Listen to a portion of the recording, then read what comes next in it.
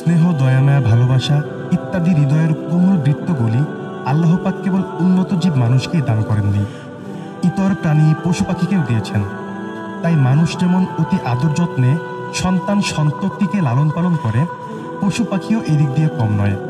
তারাও সহজেই মানুষের আদর সোহাগ বুঝতে পারে। এক কৃতদাস তার মনিবের দুর্ব্যবহারে অতিষ্ঠ হয়ে পালিয়ে এক বনে ঢুকে পড়ে।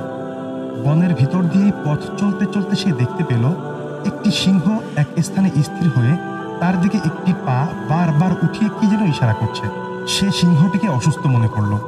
সিংহের ইশারায় সে সাহসে বুক বেঁধে আস্তে আস্তে সিংহের কাছে গেল। সে দেখল সিংহের পায়ে একটি বড় কাঁটা বিঁধে রয়েছে, ফলে পাটি ফুলে গেছে। সে পা থেকে কাঁটাটি বের করল, অতঃপর পথ চলতে লাগলো। এর কিছুদিন পর পালাতক কৃতদাসটি ধরা পড়ে গেল, আর ওই সিংহটিও ধরা পড়েছে। ধৃত সিংহটি একটি সার্কাস পার্টির হাতে এসে পড়ল। যে শহর থেকে লোকটি পালিয়েছিল, সার্কাস পার্টি ওই শহরে এলো সার্কাস দেখাতে। শহরের বিচারক মণ্ডলী পালাতকের অপরাধের শাস্তি হিসাবে ওই সিংহকে দিয়ে তাকে ভক্ষণ করানো স্থির করল। তাহলে এটি একটি দৃষ্টান্ত হবে, যাতে আর কোনো কৃতদাস এভাবে পালিয়ে না যায়।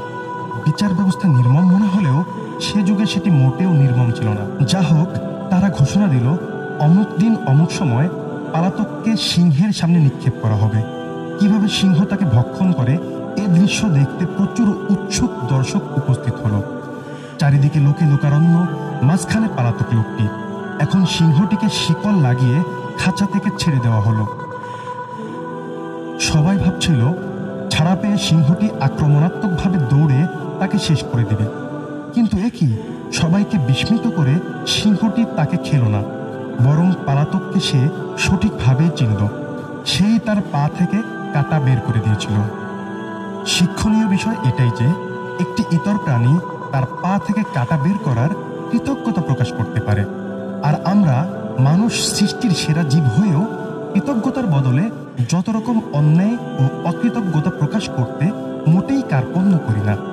এটাই কি আমাদের চরিত্র হওয়া উচিত ছিল?